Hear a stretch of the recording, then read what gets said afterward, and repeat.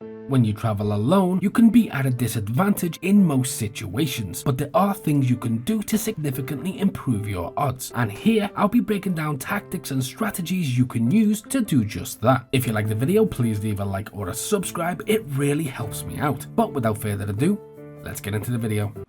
Okay then.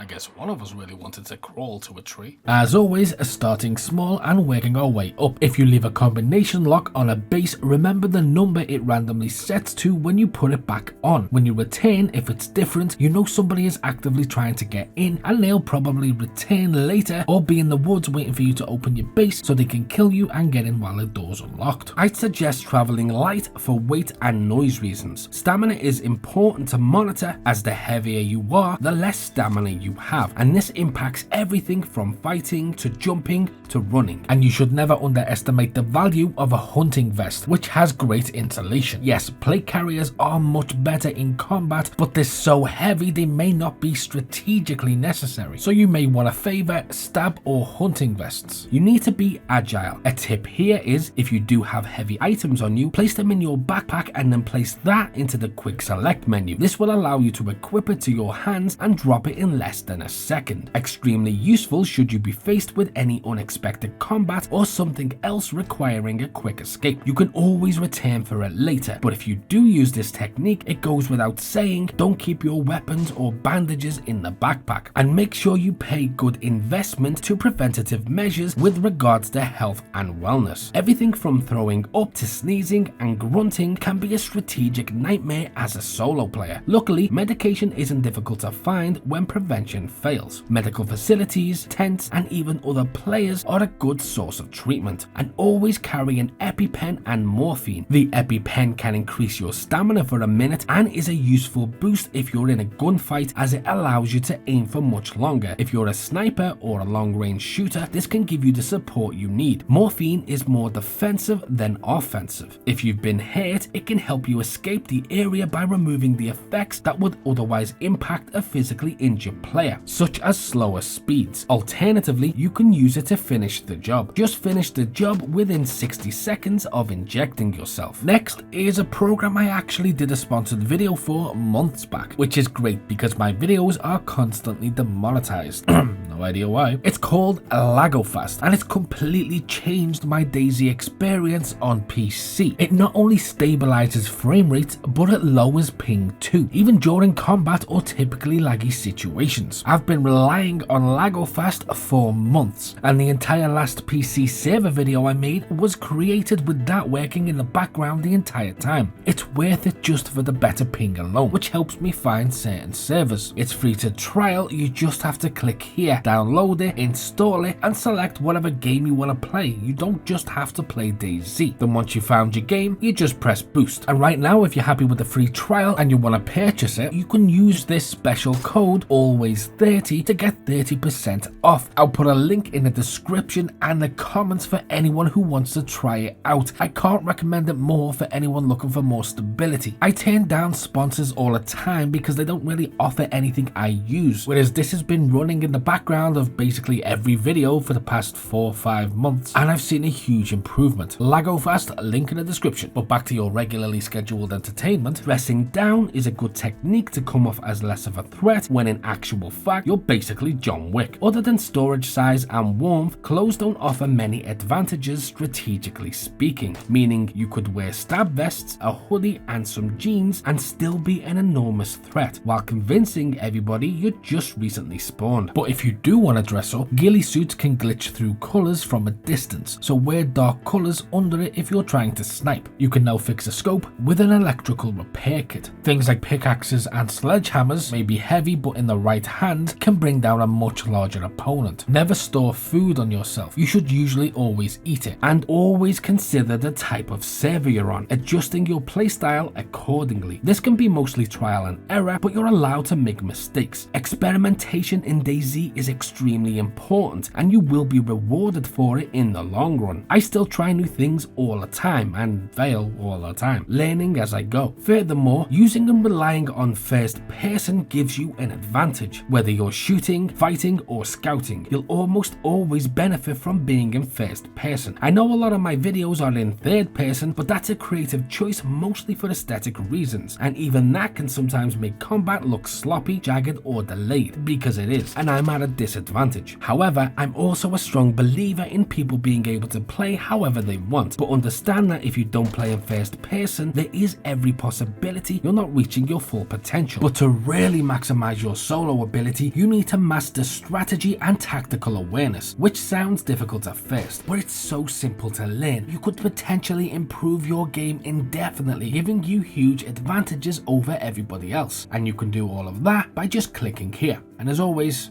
until next time.